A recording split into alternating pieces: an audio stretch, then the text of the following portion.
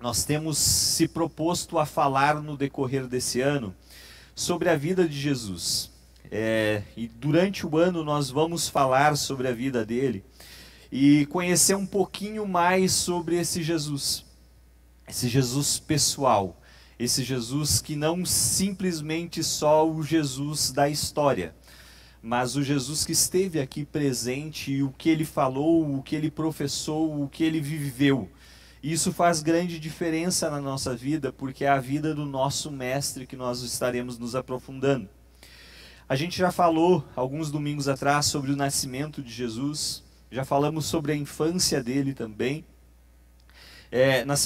Falamos sobre seu batismo também, e na semana passada o irmão Valmir ministrou aqui sobre a tentação de Jesus, que após ter sido batizado foi levado ao deserto e ali ele sofreu com essas tentações. E o importante é que ele respondeu a estas tentações com a palavra de Deus. A resposta de Jesus mediante essas tentações foi usar a Bíblia. E isso nos mostra a importância de nós conhecermos a Bíblia. Isso nos demonstra a forma como nós também devemos conhecer para dar razão da nossa fé. Porque assim como Jesus foi, eu e você somos e seremos tentados. E conhecer a palavra nos ajuda a prosseguir adiante. Conhecer a palavra e responder com ela nesses momentos é o que nos ajuda a prosseguir. O que nos dá um norte e que nos fortalece para que nós possamos continuar caminhando rumo em direção ao nosso alvo, que é Cristo.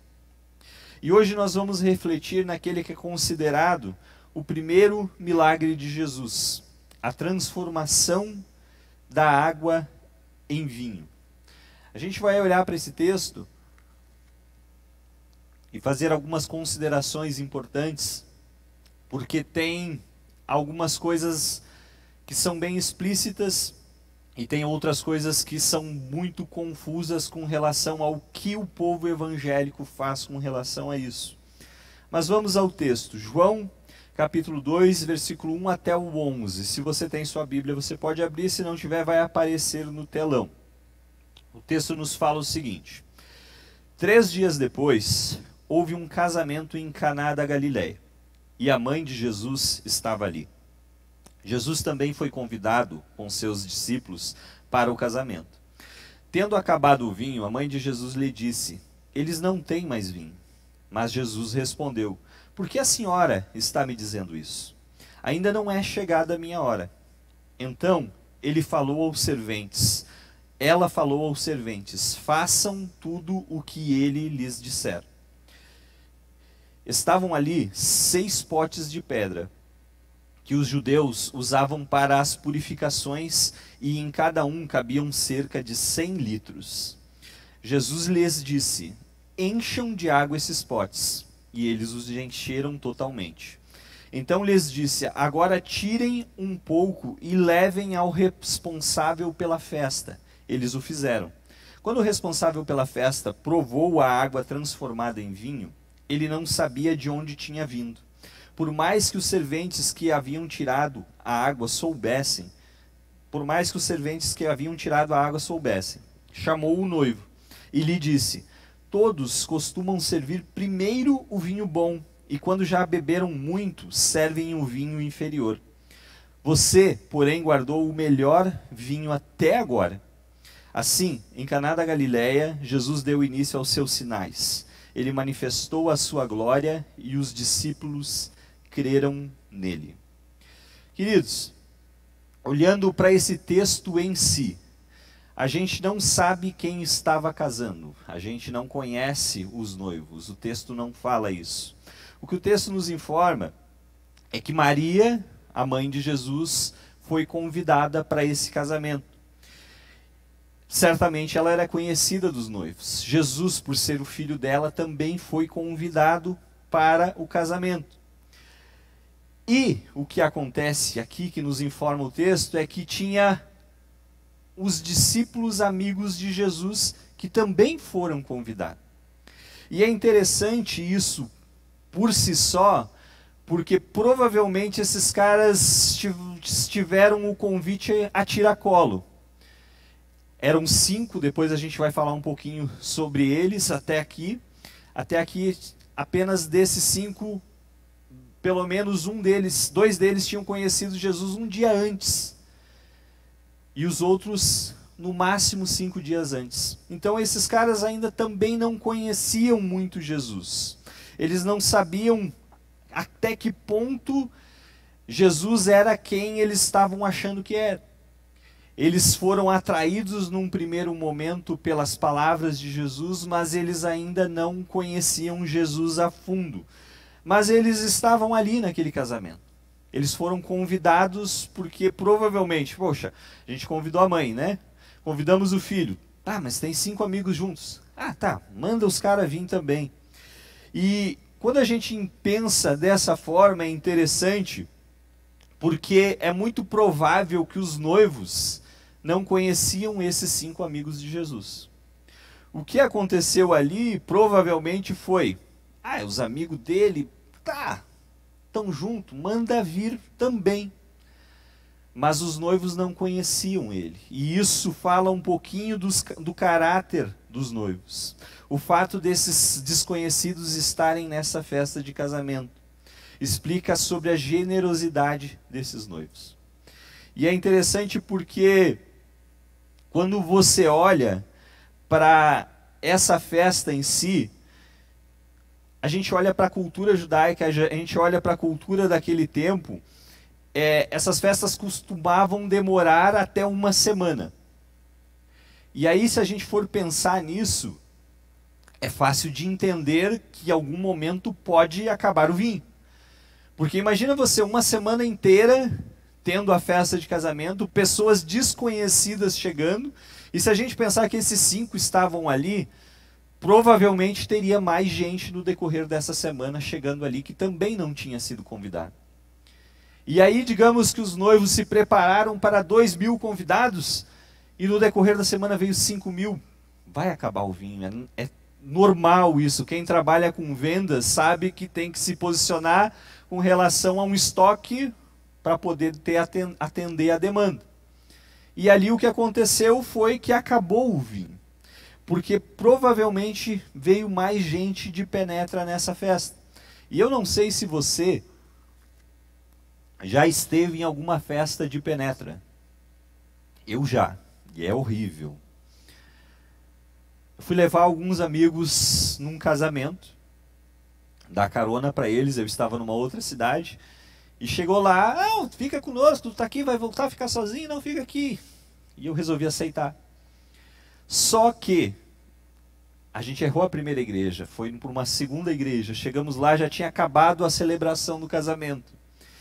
E o que aconteceu foi que quando a gente chegou, já estava acontecendo o jantar. Os noivos já tinham entrado no salão. Então quando a gente entrou, o câmera que estava nos noivos fez assim para a porta, e tá lá eu com aquele sorrisão amarelo, né? Eu acho que até hoje os noivos olham a fita, porque não era o DVD, era a fita. E diz, quem é esse cara? O que esse cara está fazendo aqui? Mas, enfim, é o dia dos noivos, a gente não quer se estressar, deixa o cara ficar. Foi o que aconteceu aqui. Aí você procura ficar no cantinho mais escondido lá. Mas você sabe que não era para você estar ali. E os noivos olhando para você no meio do jantar lá e se perguntando quem é essa pessoa. Mas enfim, provavelmente esses 5 discípulos amigos de Jesus passaram por isso. A gente está numa festa, mas já que a gente está aqui, vamos aproveitar. E aí acabou o vinho. E é interessante porque quando acontece isso, a mãe de Jesus procura Jesus. Versículo 3 nos informa isso. E ela diz o seguinte: tendo acabado o vinho, a mãe de Jesus lhe disse, eles não têm mais vinho. Aí quando a gente olha para essa informação, esse versículo, o que nos vem à mente? Da versão da nossa Bíblia da grande maioria dos evangélicos. Jesus olha para ela e diz, que bom que acabou o vinho. O vinho é do capiroto. Então, vai evitar que eles pequem. Que bom que acabou o vinho. É isso que está na sua Bíblia ali? É isso que aconteceu com essa situação? Não, né? Muito pelo contrário. Só que a gente, e quando eu digo a gente, eu digo o meio evangélico, trata muitas circunstâncias com polêmicas desnecessárias. E fala de algumas coisas sobre a perspectiva do que eu acho. E esquece o que a Bíblia diz. E acaba trazendo problemas a interpretações diferentes do que na realidade elas são. E isso se torna, a questão do vinho em si se torna uma polêmica dentro das igrejas. Só que quando a gente olha para o que a Bíblia diz, para o que Cristo fala na sua palavra, não tem polêmica nenhuma com relação a isso. A gente, para entender um pouquinho sobre isso, a gente tem que pensar que vinho é vinho desde sempre. O Mitch até brincou comigo, né? O vinho é sempre vinho. Que bom, José, é isso aí. Mas é o que é, não existiu e não existe e não vai existir uma uva que seja diferente, que vai produzir uma fermentação diferente, que vai produzir um vinho diferente do que a gente tem hoje. Uva gera vinho e sempre foi assim. E quando a gente olha para isso, alguns, vamos colocar um lado que ensina que esse vinho era diferente, que usa essa passagem para dizer que não foi bem assim, acaba confundindo as pessoas.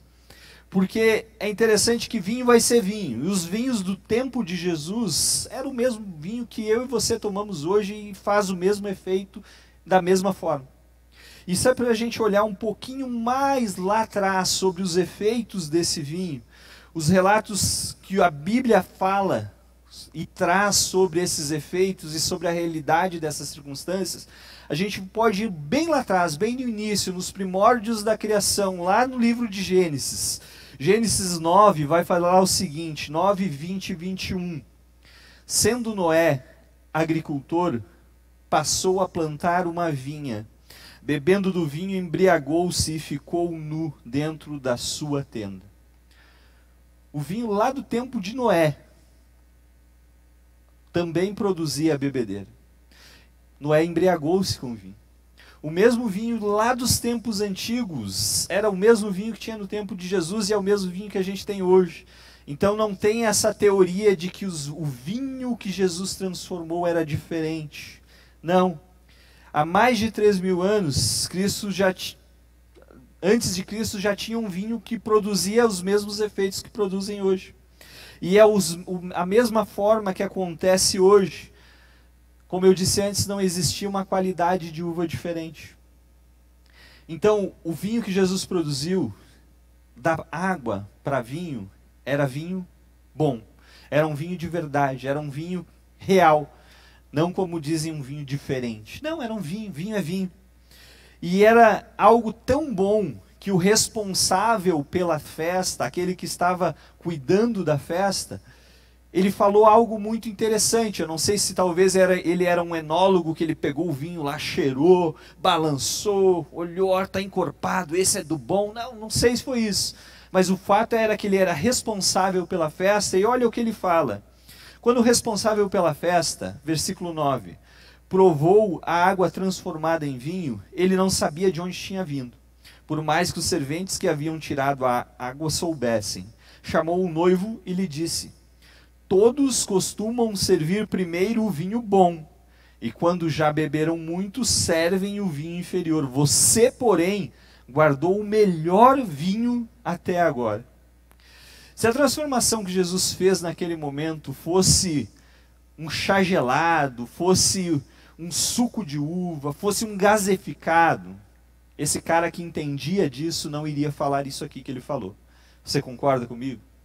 Ele não iria enaltecer a qualidade do vinho, porque o que acontecia, e hoje ainda acontece, é que geralmente as pessoas usam primeiro aquele pior, né? Depois, quando está todo mundo já alegre e alterado, usam o melhor, na verdade, né? E depois, quando todo mundo está alegre, larga o piorzinho lá, o pessoal já nem vai mais sentir nada. E aí esse homem diz o contrário: olha, você fez o contrário, você guardou o melhor para depois. Então isso prova que o que Jesus fez ali foi real, foi algo que de fato marcou a vida daqueles homens. E aí essa ala que diz que o que Jesus fez não era bem assim, pode até concordar, tá bom, se nós formos olhar isso aqui, então tá certo, Jesus fez um vinho bom, ok, vamos concordar com isso. Só que não fala no texto que Jesus bebeu, então Jesus, ele fez algo ali que era para ajudar eles, mas ele não bebeu. E aí entra um grande outro problema, dos equívocos de a gente olhar para a Bíblia e achar algumas coisas nela. Ou a gente escutar alguém falando uma teoria sobre alguma coisa que diz lá na Bíblia, e a gente abre os olhos e diz, caramba, olha, esse cara é PhD em tal coisa, ele deve saber do que está falando, eu vou por esse caminho aqui. Deixa a Bíblia de lado, porque o cara ali falou que é isso. Então esse é um grande equívoco. Por quê? Porque olha o que o próprio Jesus falou a respeito dele mesmo com relação a isso. Mateus 11, 18 e 19. Versículo 18. Pois veio João que não comia e nem bebia, esse João é o João Batista que a gente falou alguns domingos atrás, e as pessoas dizem, ele tem demônio. Veio o Filho do Homem, Jesus se referindo a ele mesmo, comendo e bebendo, e as pessoas dizem, eis aí um glutão e bebedor de vinho, amigo de publicanos e pecadores, mas a sabedoria é justificada por suas obras. Sabe o que parece aqui? Que a gente enxerga a igreja evangélica hoje. Porque o próprio Jesus foi julgado pelos homens. Jesus está dizendo, olha, veio João Batista, que era um servo usado por Deus, ele não comia e ele não bebia, porque ele se alimentava de mel silvestre e de gafanhotos, ele vivia no deserto, e as pessoas diziam que ele tem demônio. Agora venho eu, que estou no meio do povo, que como com o povo, que bebo com o povo, que me alegro com o povo, e as pessoas estão dizendo que eu sou publicano, que eu sou um bebedor de vinho, que eu sou um glutão, que eu ando com esses pecadores.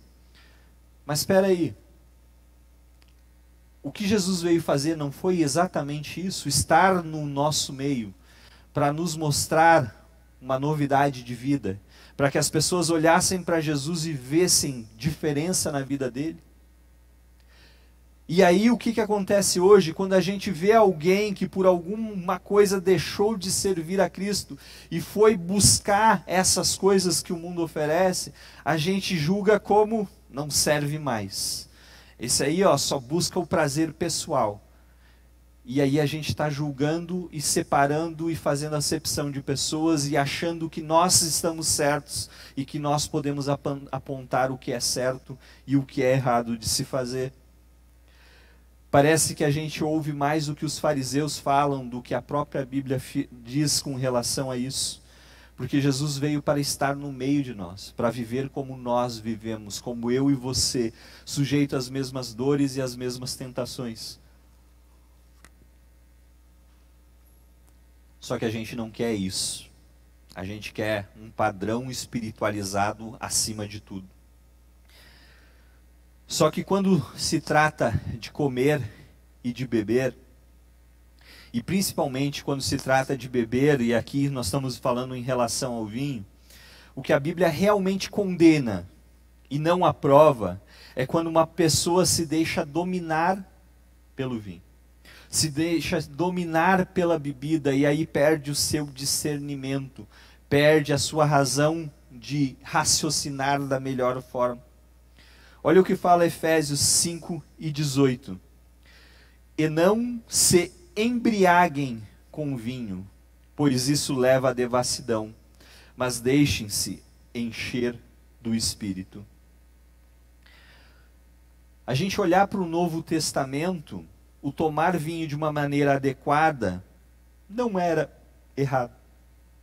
Agora, se deixar levar por isso, se escravizar por isso, aí sim é um problema.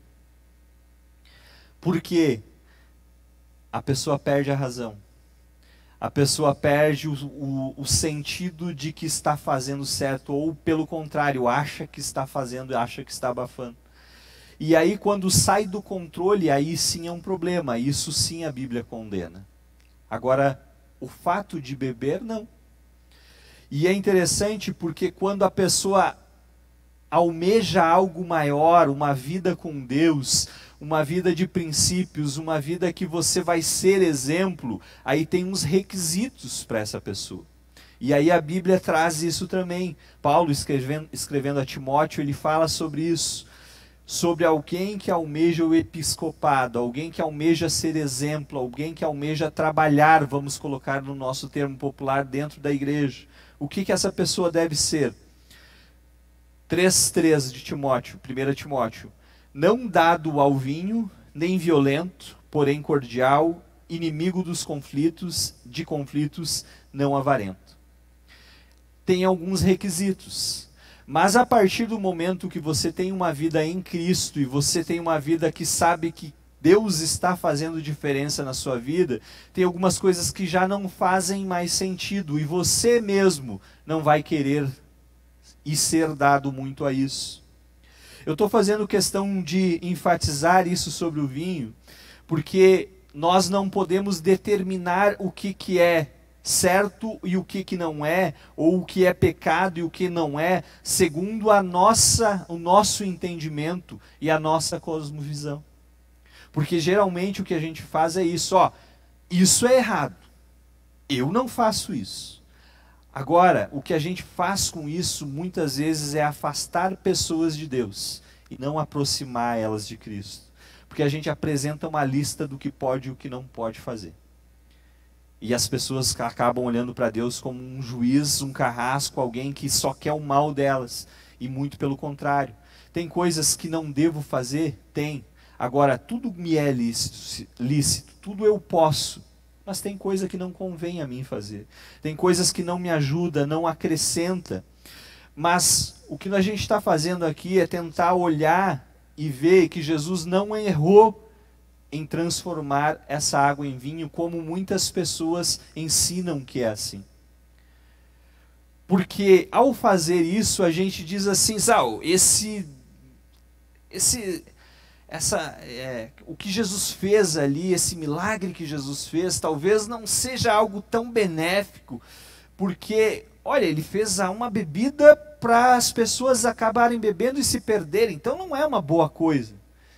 Mas espera aí, a gente está falando do entendimento do que Jesus fez para um povo dentro de uma cultura, e a gente quer julgar o que ele fez, se ele fez certo ou não. Isso está errado.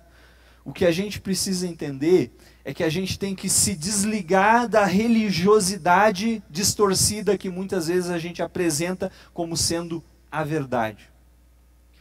E coisas bem simples de a gente entender sobre isso. Um exemplo claro: pessoas que estão casadas por muitos anos e enjoam do casamento. E aí tem a desculpa, não, eu tenho o direito de ser feliz porque Deus me ama e Deus quer que eu seja feliz e eu estou infeliz aqui, então eu vou procurar felicidade em outro lugar. E deixam princípios de lado para buscar a autossatisfação. Ou talvez trazendo para dentro das igrejas, e aí eu sei que eu corro um risco de você me entender mal, mas se você gosta disso que eu vou falar agora, entenda, não estou criticando. Vamos falar do contexto todo. O subir para orar no monte. Se você gosta, ok. Agora deixa eu fazer uma pergunta. Geralmente as pessoas que só fazem isso e gostam muito disso, é porque lá no monte é mais espiritual, lá eu estou mais perto de Deus, lá sim que Ele me ouve. Deixa eu perguntar uma coisa bem sincera. Deus está limitado ao tempo e ao espaço? Que Ele não te ouve a sua oração aqui, mas te ouve quando você está lá em cima de uma melhor forma? Isso é religiosidade distorcida. Isso é eu trazer o ato em si para ser mais importante do que o Deus que está ouvindo a oração. Não, porque quando eu faço isso, Deus me ouve melhor. Não. Deus te ouve. Se você entrar no seu quarto, clamar por Ele em secreto, Ele vai te ouvir e Ele vai te atender. Ele fala, olha, pedireis o que quiserdes e vos será feito para engrandecer o nome dele. Mas a gente tem uma religiosidade que a gente envolve as coisas e a gente diz isso é certo, isso não é certo, isso se deve fazer, quando a Bíblia não fala isso. E quando se trata de comer ou de beber, tem algo que deve sempre ser levado em consideração. 1 Coríntios 10, 31, talvez é um versículo que você saiba decor. Portanto, se vocês comem ou bebem ou fazem qualquer outra coisa, façam tudo para a glória de Deus. O meu e o seu viver deve ser inteiramente voltado para a glória de Deus. Quer você coma ou quer você beba, seja com moderação, porque tudo que sai da moderação se torna algo ruim. Mas agora, se você está fazendo para a glória de Deus, que essa sua vida está voltada para isso, as pessoas vão ver diferença através do que você está fazendo. E é para a glória dele. Esse é o verdadeiro aspecto do cristianismo. É o viver para ele. E a partir disso, as pessoas vão olhar para mim e ver a imagem de Cristo refletida em mim. Então não é eu que tenho que fazer para as pessoas verem. Eu tenho que viver para Deus, para as pessoas verem Deus na minha vida. E aí sim serem transformadas pelo próprio Espírito dele. Porque é ele quem convence. Mas quando a gente olha para esse aspecto do cristianismo de viver um viver diário, a gente olha para Romanos 14, 20 e 22 e olha o que nos fala a palavra do Senhor. Não destrua a obra de Deus por causa da comida. Todas as coisas na verdade são puras, mas não é bom quando alguém come algo que causa escândalo. É bom não comer carne, nem beber vinho, nem fazer qualquer outra coisa que leve um irmão a tropeçar.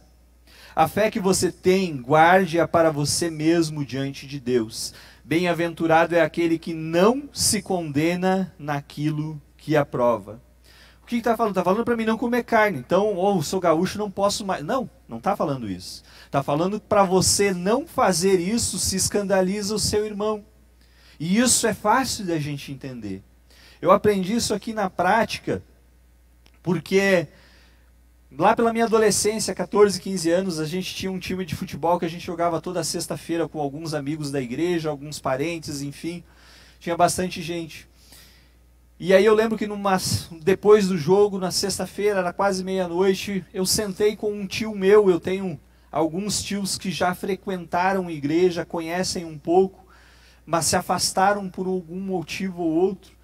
E esse tio sentou e ele estava tomando um copo de cerveja, ele me ofereceu um gole, e no final do jogo, cansado e tal, eu dei um golezinho apenas. E eu vi que lá no canto tinha um senhorzinho que jogou conosco, que ele ficou olhando, mas para mim eu não entendi nada do que estava acontecendo, continuei conversando com meu tio, fui lá, tomei banho e fui para casa. Aí o pastor da época, que era o meu pastor, que é uma pessoa que eu considero muito importante na minha vida que eu tenho hoje com Cristo, porque eu via Deus na vida dele, ele foi muito sábio. E ele me procurou para conversar e disse: Josi, lembra aquele irmãozinho que estava lá? Eu disse: lembro, sim. Então, ele era alcoólatra. E para ele é muito difícil administrar, pensar em colocar uma gota de álcool na boca. Então, tu estava lá com o teu tio, não tem problema, se está tu e o teu tio, tranquilo. Agora, para ele é difícil ver e pode ser que ele ache que ele também tem direito. E só que um gole de álcool para ele vai produzir um efeito muito devastador. E na hora, eu lembrei desse versículo. Na hora me veio isso na mente, eu entendi, olha, eu não devo levar alguém a tropeçar. Eu não devo ser esse motivo, muito pelo contrário, a minha vida tem que levar e aproximar pessoas de Cristo. O meu viver diário, o conduzir da minha vida, deve aproximar pessoas e não afastar, e para aquele homem ia ser muito difícil. Então eu entendi, porque o Espírito nos faz lembrar daquilo que a gente já sabe. Por isso é importante você conhecer a Bíblia. É importante você saber que você não deve fazer isso ou aquilo para não escandalizar pessoas. Mas não é só por isso que eu vou fazer.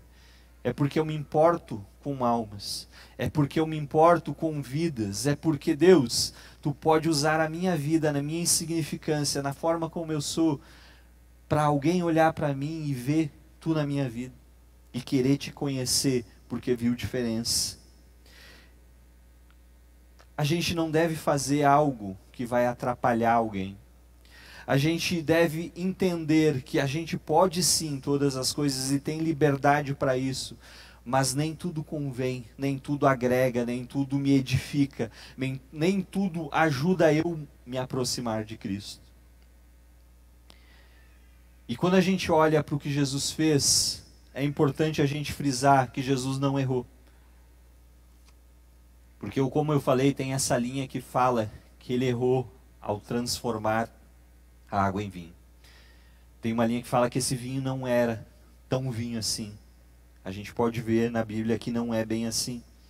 Agora, quando a gente olha para o milagre que Jesus fez ali, o porquê do milagre, a gente pode entender algumas coisas com relação ao que estava acontecendo ali. A gente pode olhar para essa transformação de água em vinho e aprender algumas lições sobre Cristo nesse primeiro milagre registrado que ele fez. E a primeira lição que a gente aprende aqui é que Jesus, ele é soberano. Em alguns momentos a gente já falou e a gente vai voltar a falar do que Jesus mesmo disse, de que ele veio para fazer a vontade do Pai. Que ele estava aqui para fazer o que o Pai ordenou que ele fizesse. Ele tinha um foco, ele tinha um objetivo. E ele é soberano porque Jesus é o Filho de Deus. E desde a eternidade ele sempre existiu. E aí é interessante porque quando acaba o vinho naquela festa, Maria, a mãe de Jesus, chega para falar com Jesus. E a resposta que Jesus dá para ela nos chama a atenção. Versículo 4 diz o seguinte: por que a senhora está me dizendo isso? Ainda não é chegada a minha hora. Maria, ela ainda não existia quando Jesus já existia. Jesus não passou a existir quando ele nasceu de Maria. Muito pelo contrário, a Bíblia fala que ele já era antes, desde a eternidade ele estava com Deus. Ele começou a vida dele terrena através de Maria, e isso é algo que é benéfico em favor dela. Ela foi agraciada por Deus por ser a mãe do Filho de Deus. Mas Jesus era superior a ela. Mas Jesus, com todo o seu entendimento, ele ainda obedecia a Maria.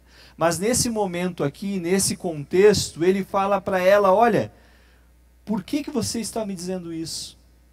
Ainda não é chegada a minha hora. Jesus estava deixando claro que a vontade do Pai para ele era superior ao que qualquer coisa que acontecesse naquele momento. Ou qualquer pessoa que viesse querer usufruir de alguma coisa não era tão importante quanto a vontade do Pai para ele. Ele está dizendo: olha, nem minha mãe vai me tirar do foco que eu tenho, que é fazer a vontade do meu Pai. Porque ele é soberano, ele está acima dela. E eu ouvi um pregador falando sobre esse texto aqui, e ele disse que aqui nesse texto está contido o mandamento de Maria. Eu disse: ué, o que vai sair daí? E eu gostei do que ele falou. Porque quando a gente leu ali, Maria diz para os servos: façam tudo que ele vos ordenou. Esse é o mandamento de Maria. É fazer o que Jesus manda. O que Jesus manda é superior a tudo. O que Jesus fala para nós fazermos é algo que de fato transforma vidas, porque ele é soberano.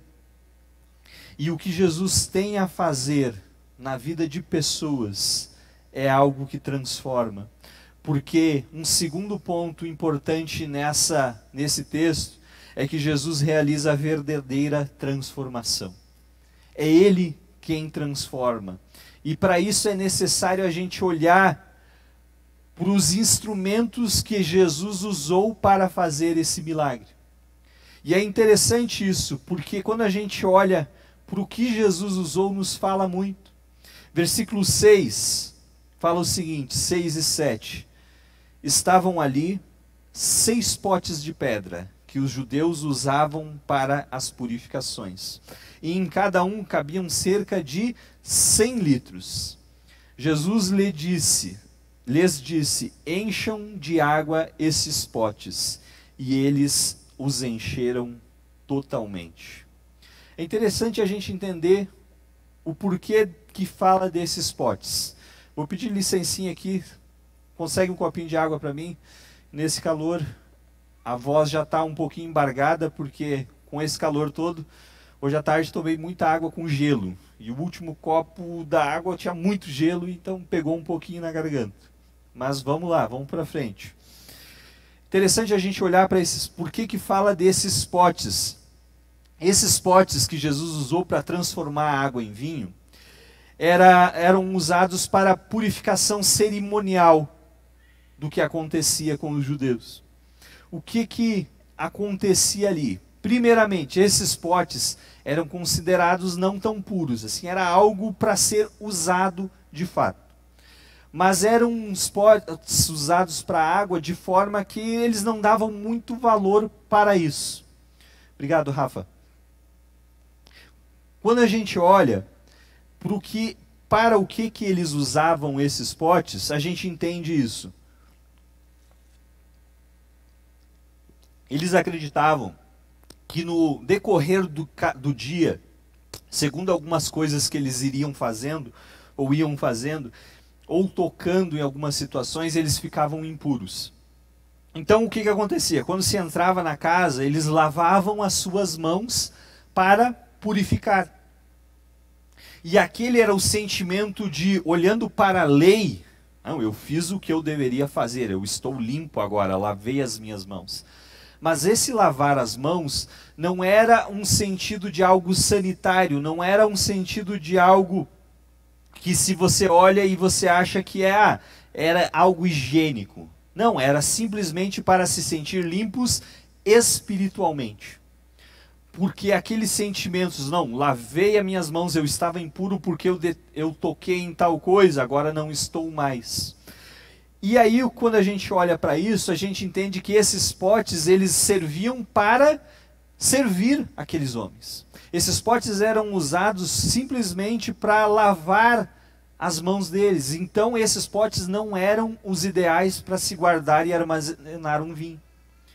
De maneira nenhuma esse pote ia ser usado por algum doutor da lei para produzir vinho, porque era um pote para lavar as mãos. E nós sabemos, e Jesus sabia, e depois ele vai afirmar isso em muitos outros momentos, que aquele momento para eles, aquela ocasião em lavar as suas mãos, que eles consideravam que era algo para purificação, esse ritual não promovia uma transformação real na vida deles, porque aquilo era apenas exterior. E Jesus fala, olha, essa água não vai lavar o interior de vocês, não vai mudar nada no sentido de como vocês vivem. E aí Jesus usa esses mesmos potes que eram usados por eles para fazer algo verdadeiramente transformador, algo verdadeiramente real, que é a transformação da água em vinho.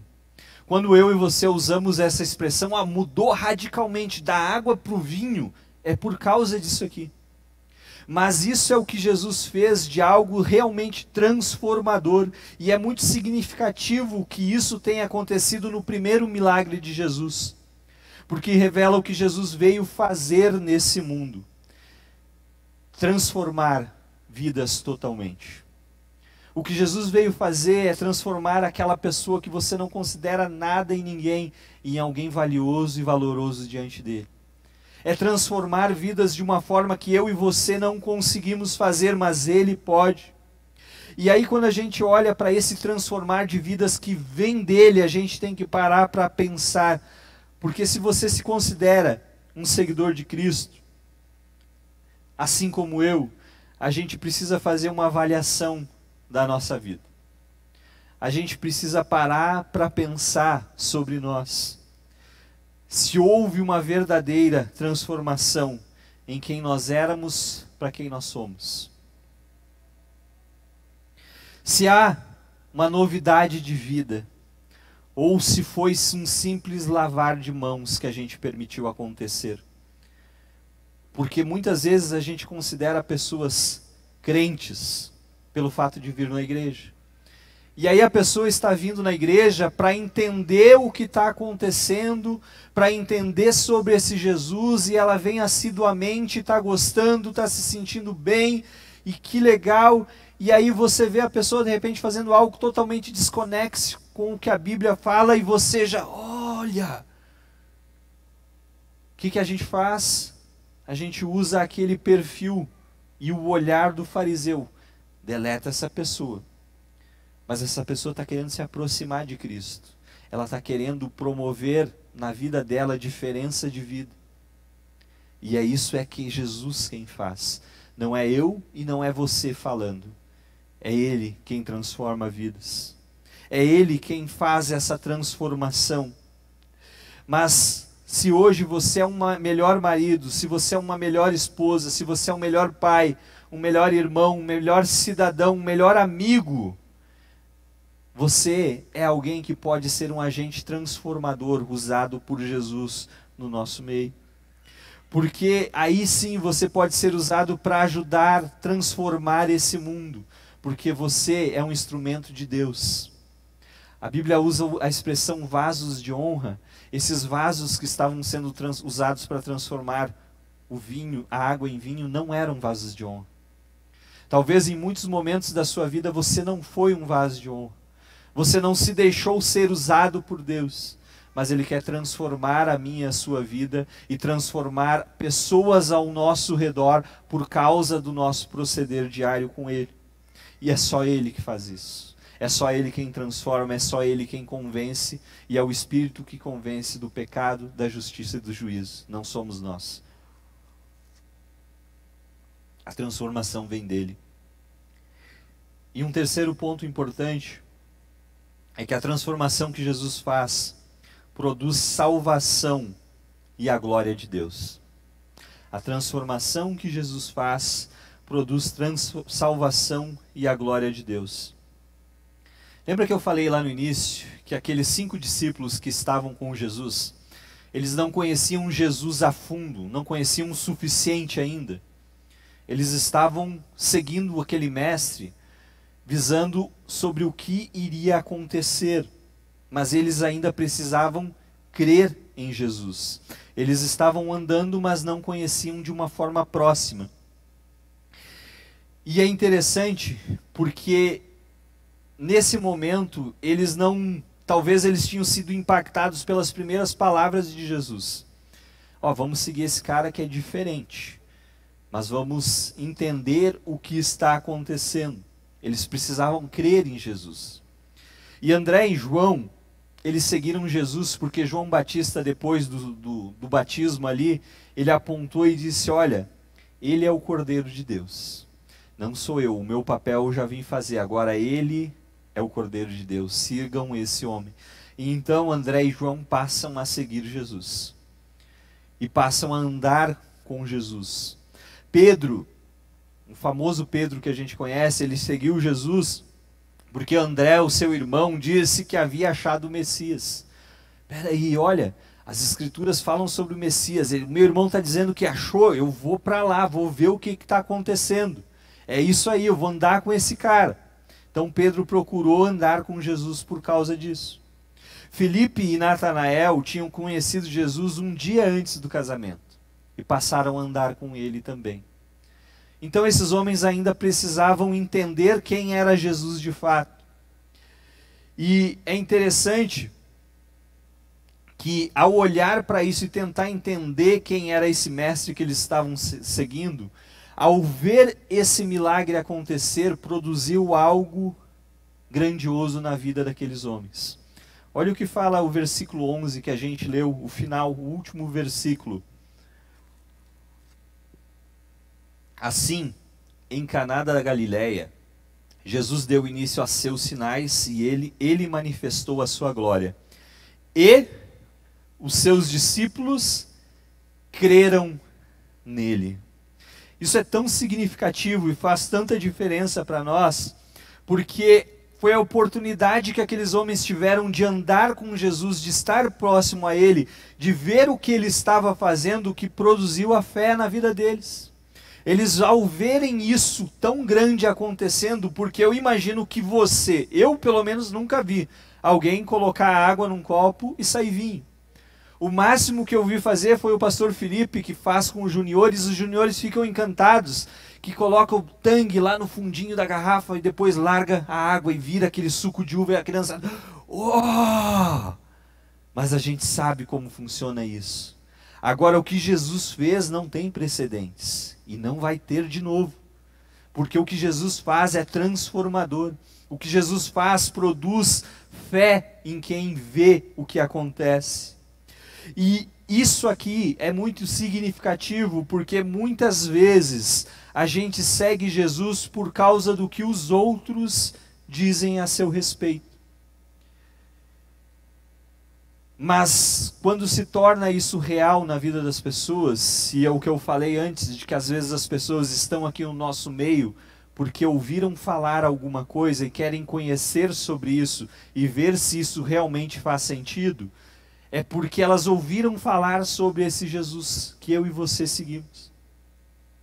Só que só o ouvir falar não é uma caminhada real e relacional com Jesus. E o que acontece com esses discípulos foi exatamente isso. Eles viram o que Jesus fez, eles experimentaram do que Jesus fez, eles ouviram o que Jesus falou e eles estavam vendo como ele procedia. Só que a gente não deve seguir Jesus por causa do que os outros falam, a gente deve seguir Jesus por causa do que a gente acredita. E por muitas vezes eu já falei aqui, talvez se você está nos visitando ou tem começado a frequentar a nossa comunidade, você vai me ouvir falar sobre o meu testemunho pessoal em alguns momentos. Mas por muitos anos eu cresci ouvindo o que o meu pai falava acerca de Jesus. Acerca do que era para mim estar morto ali com 2 ou 3 aninhos, não lembro a data, enfim. Mas era para mim estar morto, e ele orou com relação a isso e disse: Deus, virou de costa para mim e disse: Deus, eu te agradeço pelo filho que tu me deu, mas leva ele, porque ele está sofrendo muito. E ele disse que eu parei de fazer barulho, então ele se virou devagarinho, com medo, e eu estava sentadinho em pé, olhando para ele e pedi mamar. E eu ouvi meu pai, cresci ouvindo meu pai falando sobre isso. Então ele pega, me leva para o médico que era perto, leva todos os remédios e diz: olha, meu filho está curado. E o médico diz para ele: não, isso aí vai voltar, Jair, calma, não. Não é assim, os remédios estão aqui, meu filho não precisa mais disso, porque ele foi curado. E a partir dali não houve mais nada. Mas essa era a história do meu pai. Era o Deus do meu pai. Eu cresci ouvindo isso, mas não fazia tanto impacto para mim. Até o momento que eu comecei a ter o meu relacionamento pessoal com Cristo. E eu entendi que aquele Deus que o meu pai serviu era o mesmo Deus que eu poderia servir, que fazia diferença na minha vida. E quando então eu tinha 14 para 15 anos, nós morávamos aqui no bairro Sagrada Família e eu fiquei doente por umas 1 ou 2 semanas direto. E aí eu fui ao médico e o médico disse: ó, isso aqui é decorrente da sua doença lá da infância que está voltando. E eu cheguei em casa e falei para a mãe, minha mãe chorou. Disse: a gente vai comprar os remédios então no plano do seu pai, a gente vai dar um jeito. Eu disse: mãe, não, eu não vou comprar esse remédio. Porque eu cresci ouvindo vocês falarem que eu fui curado. Se eu fui curado, eu não tenho isso aí, eu não vou comprar esse remédio. E a partir dali foi um momento pessoal, meu e Deus. Não era mais o Deus do meu pai, era o meu próprio Deus. Era o Deus a quem eu queria servir e a quem eu tinha um relacionamento pessoal com Ele. E isso é o que eu desejo para você, que você conheça Jesus no íntimo, como Ele é. Um relacionamento pessoal com você. Que todo dia você possa buscar a Ele e saber que Ele responde às suas orações. que Ele tem cuidado de você e que Ele quer estar com você em todo o tempo. Permita-se, como aqueles discípulos, andar com Jesus. Permita, assim como aqueles discípulos, crer no Jesus que faz milagres. Mas milagres em si só não salvam.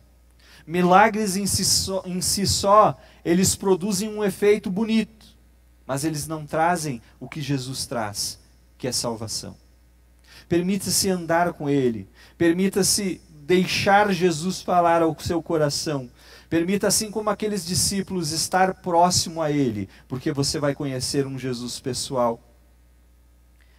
Permita Ele trabalhar na sua vida, trabalhar nos seus defeitos, nas suas mazelas, e deixar Ele falar ao seu coração diariamente.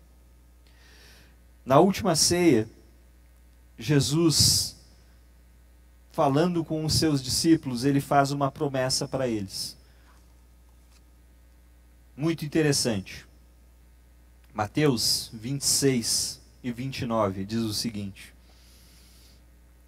E digo a vocês que desta hora em diante nunca mais beberei deste fruto da videira, até aquele dia que beberei com vocês o vinho novo no reino de meu Pai. A gente conhece essa cena aqui pelo aquele famoso quadro pintado da última ceia. E o que Jesus está falando aqui para eles e fazendo com os discípulos é tomando vinho e participando da ceia, para ensinar eles, fazer isso em memória de mim até eu voltar. Mas é importante porque eu falei bastante sobre vinho aqui e que o novo mandamento não condena você beber um vinho. Agora eu quero deixar claro de púlpito que eu não recomendo, e essa igreja não recomenda que ninguém beba bebida alcoólica nenhuma. A gente não está aqui para dizer isso. Não, a gente está aqui para dizer o que é falado sobre o que a Bíblia diz, o que Jesus viveu. Então a gente não recomenda porque, como eu disse antes, para uma pessoa chegar a ser um alcoólatra, ele começa com um pouquinho. E aí acha que se domina, vai mais um pouquinho e quando vê, não se domina mais. Então, o beber em exagero traz grandes destruições e tribulações. Então a gente não recomenda. Agora, esta recomendação de Jesus aqui, eu desejo e almejo que você faça parte dela. O que Jesus fala, até aquele dia em que beberei com vocês o vinho novo, no reino de meu Pai. Esse dia vai ser um dia grandioso. Esse dia vai ser algo tremendo. Você participar da ceia de Cristo, do banquete de Cristo, é algo que você deve sim almejar. Estar junto com Ele para celebrar a alegria de estar na presença do Pai. Nós vamos cantar uma música para encerrar, mas eu quero que você pense, se você crê nesse Jesus, se esse Jesus faz diferença na sua vida ou não. Se assim como aqueles discípulos, que ao verem o que Jesus fez e fazia, creram nele, se você em algum momento já creu nele. E se você já creu, como tem sido a sua vida, se ela tem produzido diferença onde você tem andado ou não. Se a transformação que você permitiu Deus fazer, você permitiu fazer por completo, ou se tem áreas que você ainda não permitiu Ele agir na sua vida. Os milagres dos quais a gente vai falar da vida de Jesus daqui para frente, que são inúmeros e de várias formas, eles nos ajudam a entender quem Jesus é. Mas os milagres por si só, como eu falei antes, não produzem diferença na vida de pessoas. Milagres por si só não mudam vidas. Agora, uma vida transformada por Cristo, isso sim é o verdadeiro milagre. E isso produz diferença na vida das pessoas que estão à volta dessa pessoa. Que eu e você possamos ser essa pessoa. Que à nossa volta as pessoas possam ver diferença no nosso proceder diário. Que as pessoas possam ver diferença na nossa vida. Para que a gente possa anunciar esse evangelho que cura sim, que transforma sim, que traz novidade de vida sim, mas acima de tudo, um evangelho que salva, que transforma, que renova. O que Jesus fez naquela cruz perdoa o meu e o seu pecado, e a partir daqui nós podemos ter uma vida nova em Cristo, e melhor do que isso, uma vida em abundância, que o vinho não traz, que as posses não trazem, que o eu fazer não traz, mas Cristo traz satisfação pessoal, satisfação de vida.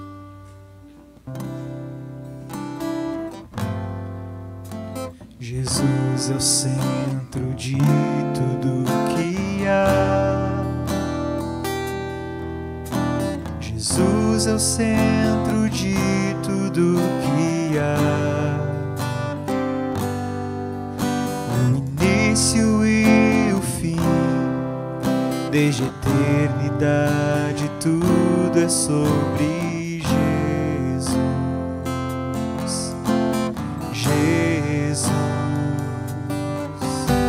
Jesus é o centro de tudo que há. Jesus é o centro de tudo que há. O início e o fim, desde a eternidade, tudo é sobre Jesus. Nada mais importa, nada se compara a ti.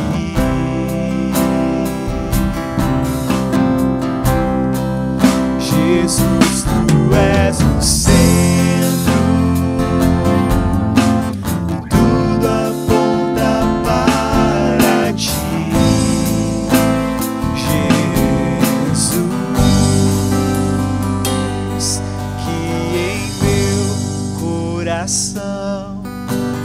Cristo seja o centro de todo o meu ser, mostre quem tu és, que em meu coração Cristo seja o centro de todo o meu ser, mostre quem tu és, que em meu coração seja o centro de todo o meu ser, mostre quem tu és.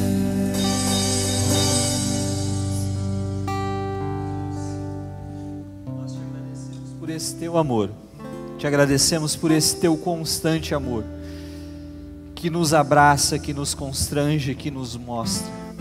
Obrigado porque tu não hesitou em entregar a tua vida naquela cruz, para que nós pudéssemos ter vida em abundância. Ó Deus, mesmo nas nossas falhas, mesmo nas nossas imperfeições, tu continua nos moldando, continua trabalhando em nós e continua nos aperfeiçoando. Obrigado por isso, Senhor. Obrigado porque tu não abriu mão de nenhum de nós. Mas tu quer que todas as pessoas te conheçam, tu quer que todas as pessoas tenham e experimentem esse relacionamento real e pessoal contigo. Nos ajuda a transmitir esse teu amor, nos ajuda a entender, Senhor, que é através de ti, que é em ti todas as coisas.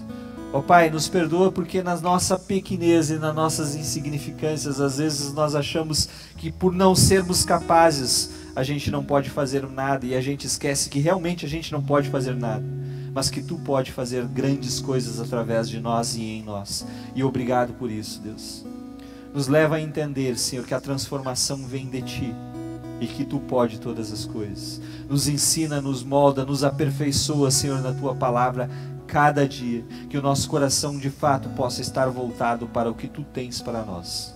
Ó Deus, que a tua palavra possa encontrar no nosso coração uma terra fértil e produzir frutos, Pai.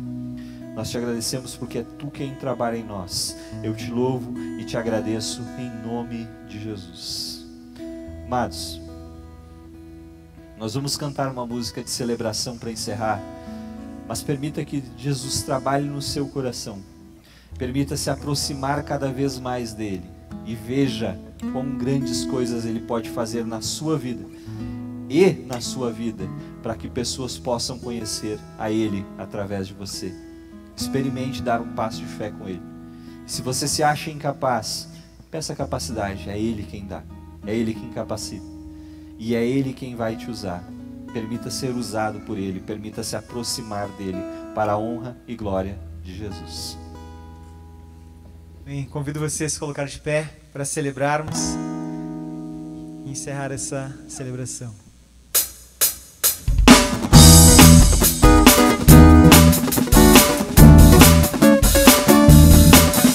Senhor, Tu és bom, Tua misericórdia é para sempre. Senhor, Tu és bom, Tua misericórdia é para sempre. Todos os povos te exaltarão, de geração em geração te adorarei. Aleluia, aleluia, te adorarei por tudo que és, te adorarei. Aleluia, aleluia, te adorarei por tudo que és. Deus é bom, só Tu és bom. Senhor, Tu és bom, Tua misericórdia é para sempre. Senhor, Tu és bom, Tua misericórdia é para sempre.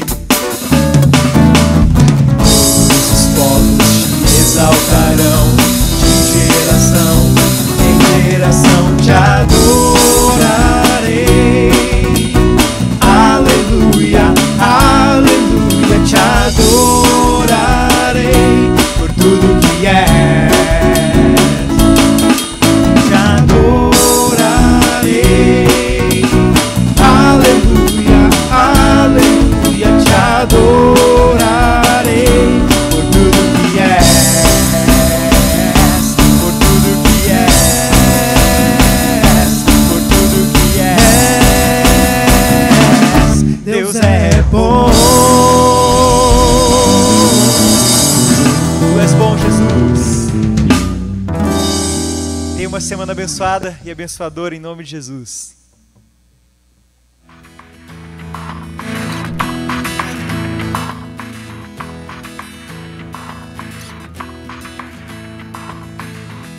Jesus está sempre ao meu lado, pra que eu não seja abalado.